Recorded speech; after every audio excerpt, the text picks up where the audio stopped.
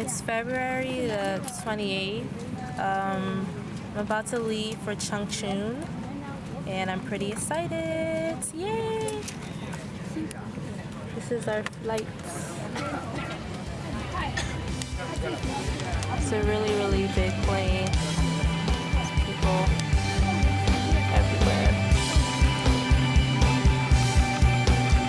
Some Hansa that I don't understand, except for dog. That's it.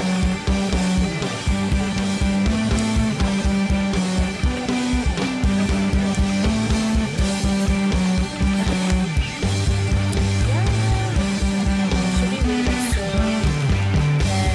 And we're gonna be arriving tomorrow. I have no idea what time, so yeah, we'll see about that. So this is the meal that they're giving us on the. Okay, I'm finally in Changchun. Yeah, I should be happy, right? No. Okay, two things. What happened to me today? Let's see what happened. I went to the airport. Nobody was there, and my plane was supposed to be there at 11, and somehow we made there 12. So I'm like, "Where's this guy?" I'm panicking. I'm outside. It's cold, and I'm like, "It's freezing. I'm not going to sit here and wait for some guy who's not here." But I checked one more time if he was there. I went there, and he wasn't there. Okay. So I take the taxi. Oh God, this is where it gets crazy. The taxi driver, right? So, we're talking, do a small talk, I'm like, my Chinese is really bad, but, I was talking to him a little bit. And then,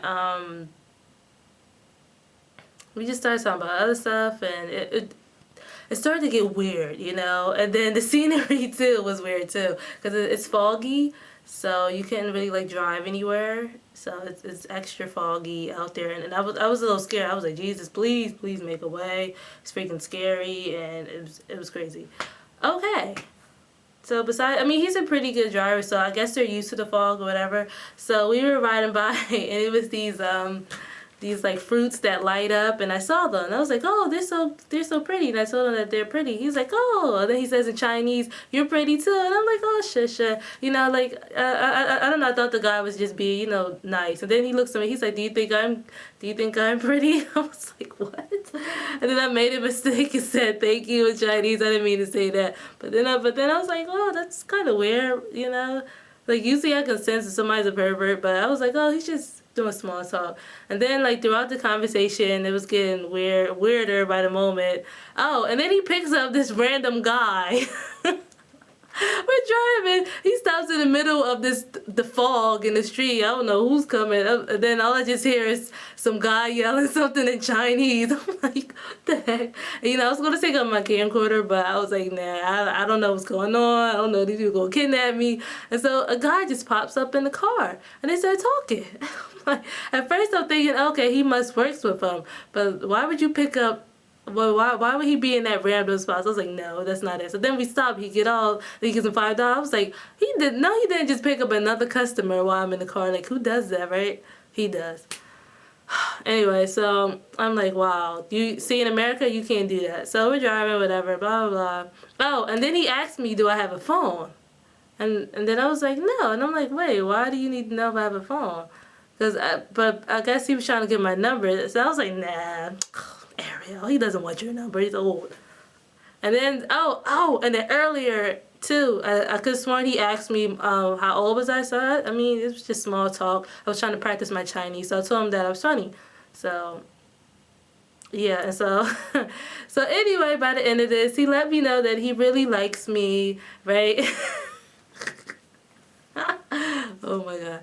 Okay, and so he gives me his business. All right, no, before I left the airport, the taxi company that's right there, they gave me their card to call on anytime I need a taxi. So when he drops me off here at the school, he takes their business card, and then he gives me his number. I'm like, are you serious? And then he walks in with me. I'm thankful because nobody down there at this time speaks English. I don't understand that, but whatever. Because somebody's supposed to pick me up, so they're looking at me like, why are you here?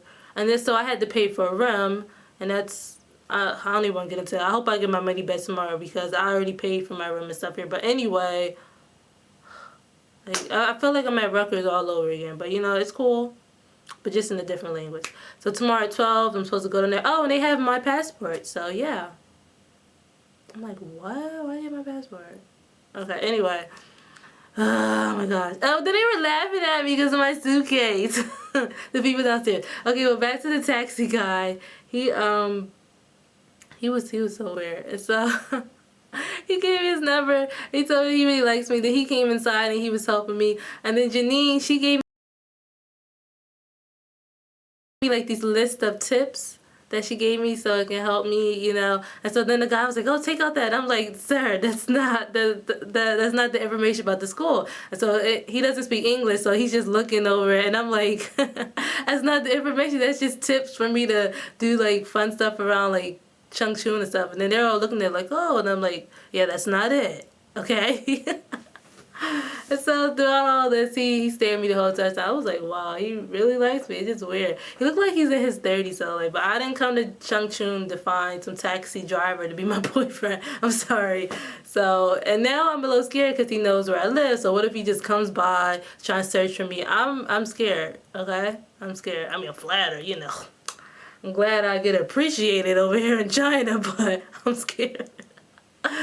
Okay, so that was my day. I probably should have filmed it all, but I don't know. It was just getting weirder and weirder, and I was just, especially after. No, it's weird because after he picked up the first guy, he let him off, and then he's driving by. He's about to pick up another group of people, but I don't know how to say that in English. No, what are you doing? Like, I mean, I don't know how to say it in Chinese to stop him. So I'm here at this random place. There's no internet. I can't use Skype, so I can't call anybody.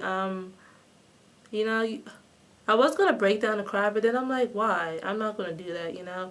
So tomorrow I'm supposed to wake up at 12 to go down there and get everything situated. Hopefully somebody speaks English. I'll get some freaking internet. I can get Julia. I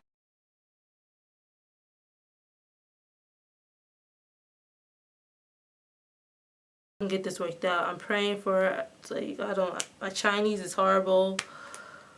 Yeah, so that's today's thing. I'm going to try to start filming everything because if you guys saw what went down, and honestly, even though I didn't understand everything he was saying, but that would have been on here, somebody knows Chinese could have told me what he said, and like, yes, that's what he's like, "Oh, do you think I'm pretty?" I thought that was a joke, because why would you think a guy was pretty? But he's that serious.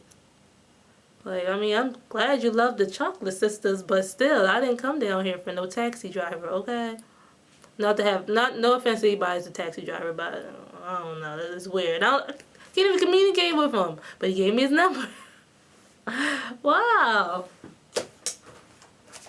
I done bagged the number. Oh God, this has definitely been a day. You know, I'm not even upset that they didn't pick me up and that they're confused why I'm here. It's like, you know why I'm here. Anyway, deuces, bye, Ariel out.